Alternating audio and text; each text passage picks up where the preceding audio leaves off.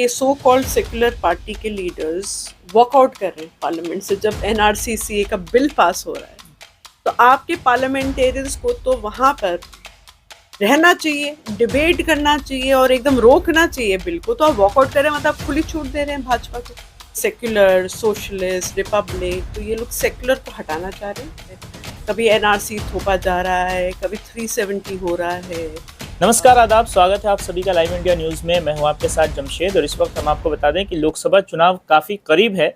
ऐसे में हमारे साथ साउथ कोलकाता की सीपीएम की कैंडिडेट सायरा शाह हलीम है। आज हम उनसे बात करेंगे और ये जानने की कोशिश करेंगे कि सीपीएम आज जिस पोजीशन में है पश्चिम बंगाल में या देश में, और लोकसभा चुनाव है, तो पार्लियामेंट के अंदर वो खुद को किस तरह से देख रही हैं और जब वो जीतेंगी यहाँ से तो पार्लियामेंट में वो खुद को किस तरह से रिप्रेजेंट करेंगी। मैम, आपका बहुत बहुत स्वागत है। सबसे पहले आप ये बताइए कि साउथ कोलकाता की आप सीपीएम से कैंडिडेट हैं, तो क्या लग रहा है, क्या होगा इस बार?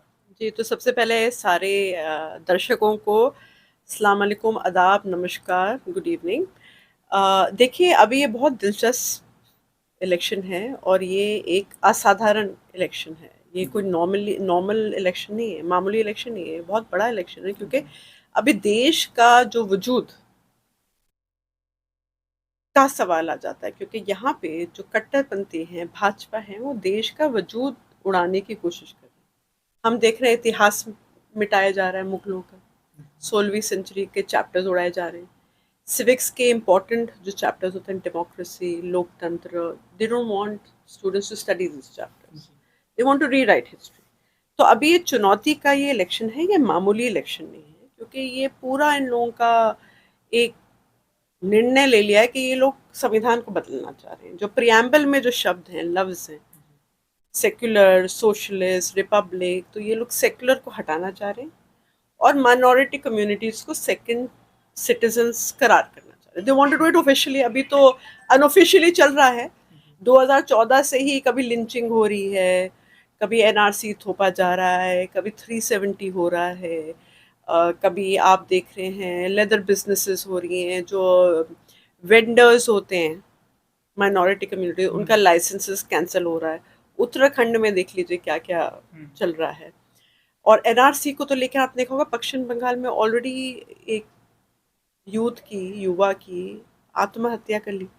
उनको इतना खौफ था कि मेरे पास डॉक्यूमेंट्स नहीं, अभी हाल में 2-3 दिन पहले आपने न्यूज़ में पढ़ा होगा, इतना खौफ था कि मेरे डॉक्यूमेंट्स नहीं है तो आत्महत्या करें लोग। इतना डर, खौफ कि हम लोग और 2014 से ही देख रहे हैं, कभी लिंचिंग हो रही है नाम पे, कभी बोल रहे हैं ये स्लोगन दो, ये स्लोगन दो, वो तो आखिर स्लोगन दो। ऐसा हो क्यों रहा है? क्या पार्लियामेंट में कोई ऐसे लोग नहीं है जो इसके खिलाफ बोल सके? बिल्कुल, डमी कैंडिडेट्स बिठाए गए हैं जो भाजपा को सपोर्ट कर सके। वरना अब तक यही सो कॉल्ड सेक्युलर कैंडिडेट्स अभी तक क्यों चुप्पी साधे, ये बोल क्यों नहीं रहे? आप इलेक्ट किए गए हैं कि आप लोगों की आवाज़ पार्लियामेंट में पहुंचा सके, ये नहीं कि आप व्यस्त हों कोई दूसरे काम में या कुछ हैं। आपको बकायदा बनाया गया है पार्लियामेंट, आप इलेक्टेड हैं। तो specially females, women have a very powerful role. You can amplify your voice in the parliament, लेकिन ऐसा नहीं कर रहे। और अब तक तो बद से बदतर हालात हो गए क्योंकि अभी ये एनआरसी का जो खौफ है कब लागू होगा नहीं होगा। और आप देख रहे हैं कि सो कॉल्ड सेक्युलर पार्टी के लीडर्स वॉकआउट कर रहे हैं पार्लियामेंट से जब एनआरसीसीए का बिल पास हो रहा है। तो आपके पार्लियामेंटेरियंस को तो वहाँ पर रहना चाहिए, डिबेट करना चाहिए और एकदम रोकना चाहिए बिल को। तो आप वॉकआउट करें मतलब आप खुली छूट दे रहे हैं भाजपा को कि भैया आप थोप लीजिए बिल, बिल नहीं तो आप ऑर्डिनेंस में ले आइए। So it is becoming very difficult. तो अभी जो है बहुत ये एक समय आ गया है कि ऐसे पार्लियामेंटेरियन को चुने और यूनाइट हो जाएं कि जो आपकी आवाज़ को बुलंद कर सके पार्लियामेंट। क्या लगता है कि जो ऐसे सांसद हैं जो वॉकआउट कर जाते हैं, तो उससे एक पार्टी को फायदा हो रहा है, चाहे वो गवर्नमेंट हो, गवर्नमेंट को फायदा हो रहा है, लेकिन देश का कितना नुकसान हो रहा है उसको आप किस तरह से देखते हैं?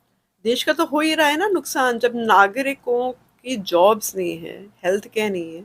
आप एयर इंडेक्स को देख लीजिए, प्रदूषण का मामला देख लीजिए। अभी कोलकाता जो है is the most polluted city in India. तो ये कौन जिम्मेदार है? 11-12 साल से आप सरकार चला रहे हैं। आपका जिम्मा पड़ता है कि ये जो इलनेसेस जो हो रही हैं, बीमारियां जो फैल रही हैं because of the pollution level index, उसकी वजह से it's a big contributor, but nobody is here to see, nobody is talking about this. COVID में भी लोगों के, आपने देखा कि बहुत लोगों के इंतकाल हुआ जगह जगह पे, specially in my constituency illegal buildings बन रही हैं without licenses, suddenly they crashing down and then you are blaming the previous government. अरे ये अंडर कंस्ट्रक्शन बिल्डिंग है। Even you need to take ownership and say, yeah, okay, my party is in power and we will see whatever best we can do। हम लोग देखेंगे, जिम्मा लेंगे, कौन है क्या है। आप लेकिन थोप रहे हैं प्रीवियस सरकार को जो सत्ता में थी 12 साल पहले फॉर अंडर कंस्ट्रक्शन बिल्डिंग।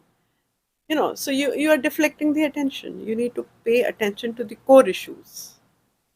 आपके कहने का मतलब है कि जिस तरह से बीजेपी मुद्दों से भटकाने के लिए दूसरे चीजों को सामने ला देती है, तो क्या टीएमसी पर भी आपका वही निशाना है? वही गुमराह करने की कोशिश है कि आप जो हैं, ये एलिगेशन लगी है कि कोई इन लोगों की अंडरस्टैंडिंग है, वो दुर्नीति चल रही है बिटवीन बीजेपी एंड टीएमसी, वरना इतनी सीटें कैसे आ गई? ईडी सीबीआई देख लीजिए, और स्कैम से भरे हुए हैं बहुत लोग टीएमसी नेता। राशन स्कैम देख लीजिए आप, education scam, education ministers in jail में है वो, एजुकेशन शिक्षा में इल्म बहुत बड़ी चीज होती है। अब जो इल्म जो बंगाल के लिए फेमस है फॉर इज एजुकेशन, ये रेनेसांस मूवमेंट बंगाल से ही स्टार्ट हुआ था। तो रेनेसांस मूवमेंट बंगाल से स्टार्ट हुआ था, तो रेनेसांस में पढ़े लिखे लोग थे जो फ्रीडम मूवमेंट का बहुत अहम हिस्सा थे, लेकिन आपने एजुकेशन का मजाक उड़ा दिया है। शिक्षकों में वहीं पे घोटाला चल रहा है, राशन स्कैम का घोटाला चल रहा है, संदेश खाली में अलग किस्सा चल रहा है, यहाँ पे लीगल बिल्डिंग खड़ी हो रही है, सुना है हफ्ता वसूली चल रही है। ये बहुत सुनने में क्या क्या आ रहा है, और बहुत EBI ED CBI, because they are trying to make money, it is alleged that they're trying to do that। और इलेक्टोरल बॉन्ड फिलहाल बहुत चर्चे में है, उसको लेकर आप क्या कहेंगे? क्योंकि सीपीएम ने ही इलेक्टोरल बॉन्ड के लिए जो है याचिका दायर किया था, उसके बाद जीत दर्ज हुई, सीजेआई डीवाई चंद्रचूड़ ने फैसला सुनाया, उसके बाद अब ये खुलेआम हो गया। जो पब्लिक से छुपाने की कोशिश की गई थी, ये अब खुलेआम हो गया। इसको लेकर क्या? देखिए, नंबर 1 पे है बीजेपी, जिनने मैक्सिमम इलेक्टोरल बॉन्ड्स रिसीव किए। नंबर 2 बहुत ताजुब की बात है, जो कि आईएनसी होना चाहिए था कांग्रेस, वो कांग्रेस नहीं ली इतना जितना टीएमसी लिए। तो यहाँ पे आंकड़ों के हिसाब से, according to my data, Mamata Banerjee ji from TMC received 1,610 crore through electoral bonds 2011 donor से बिटवीन अप्रैल 12, 2019 सॉरी 2019 से लेके जनवरी 24 2024। अब ये कौन है कंट्रीब्यूटर्स? तो ये डेटा रिलीज हुआ है through the state bank of India, that 1,610 crore दिए गए डोनेशन में through electoral bonds. So now ये रूलिंग पार्टी पे जो सवाल आता है, क्वेश्चन आता है, वो बोलते हैं हमें नहीं पता भाई कौन है कंट्रीब्यूटर्स, वो तो डोनर बॉक्स रख लिया और वो डोनर बॉक्स में ये फंड्स कलेक्ट हो गए। तो ये लोगों को सोचना होगा, ये कितना डेमोक्रेसी के लिए सच अनइक्वल प्रोसेस ये इलेक्शन का। अब ये बीजेपी की लिस्ट पे आते हैं इलेक्टोरल बॉन्ड्स, तो आपको तो पता है ये पूरे वक्त तो बीजेपी तो कोई मुद्दा नहीं है, नीति नहीं है, पूरे वक्त सांप्रदायिकता का ही शासन कर रही है, हिंदू मुस्लिम के अलावा कुछ है ही नहीं इन लोगों के पास। और बहुत जहरीले ये लोग स्पीचेस देते हैं, मतलब इंसाइट करते हैं कि दंगे हों, लिंचिंग्स हो, समाज का माहौल बिगाड़ने के, ये पूरे वक्त यही चलता रहता है। सो यहाँ पे टीएमसी का हो गया, फिर या टीएमसी सेकंड पार्टी है जो जी इलेक्टोरल बिल्कुल बॉन्ड बिल्कुल बिल्कुल रिसीव बिल्कुल की है। जी, तो सोच लीजिए। और यहाँ पे भी लेकिन सीपीएम ने क्यों नहीं किया? क्योंकि हम लोग ऑनेस्ट पॉलिटिक्स पे, क्या उन्हें मिला नहीं या फिर देखिए मिलाने की बात नहीं है, हम लोग वसूल के हिसाब से नहीं लेते, ये गलत बात है। हम लोग जो हैं लोगों के सपोर्ट से इलेक्शन लड़ते हैं, and CPM is the only party जो सब्सक्रिप्शन बेस्ड पार्टी है। हमारा केडर बेस इतना स्ट्रांग है because it's ideologically very strong कि हर महीने हम लोग को एक सब्सक्रिप्शन फ़ी देनी पड़ती है टू बी अ मेंबर। तो you have to be very principle and ideologically very strong कि आप हर महीने कंट्रीब्यूट कर रहे हैं, योगदान दे रहे हैं फॉर द पार्टी। तो उन लोगों को एक्सटर्नल यूसेज की ज़रूरत नहीं है कि यहाँ से वहाँ से लेना पड़ेगा। जी। आखिरी सवाल कि आप अपने इस क्षेत्र के लोगों से क्या अपील करेंगे, जो वोटर्स हैं और जो खास करके जो फर्स्ट टाइम वोटर्स हैं उनके लिए क्या? So first time voters is a very young population. आप लोग युवा पीढ़ी हैं, यूथ हैं, and you all are the future of the nation. So आप लोगों से दरख्वास्त है कि आप लोग ऐसे कैंडिडेट को चुनें who is been very pro youth, who has a pro youth image, pro secular, pro democratic. तो एक आप लोग एक प्रगतिशील लीडर को चुनिए जो आप लोगों के साथ काम कर सके and who can amplify your voice in the parliament, जो आपकी आवाज़ को बुलंद कर सके पार्लियामेंट। ये नहीं कि आप लोग ऐसी कैंडिडेट्स को बिठा दें जिनका पार्लियामेंटेरी अटेंडेंस 17%, 5%, 10% है ही नहीं, और जब जब काले कानून लागू होते हैं आप वॉकआउट करके पूरी खुली छूट दे देते हैं भाजपा को टू इम्पोज ड्रकोनियन लॉज। बहुत बहुत शुक्रिया हमसे बात करने के लिए। हमारे साथ सायरा शाह हलीम थी जो साउथ कोलकाता से सीपीएम की कैंडिडेट हैं लोकसभा चुनाव में, और बहुत जल्द लोकसभा चुनाव होने वाला है। और यहाँ पर जो साउथ कोलकाता में जो डेट है वो 1 जून का डेट है।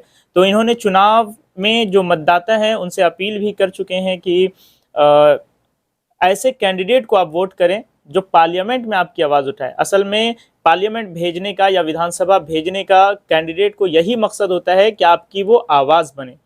तो बने रहिए लाइव इंडिया न्यूज़ के साथ और दीजिए हमें इजाज़त। शुक्रिया।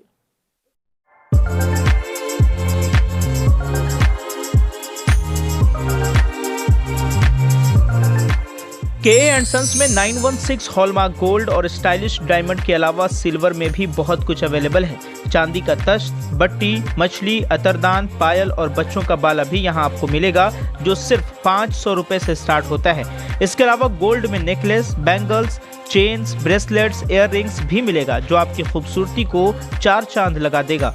तो जल्दी कीजिए, इनका एड्रेस है 16/1B Topsia road, south Kohinoor market, Kolkata 46। Contact number है 8100 650 651।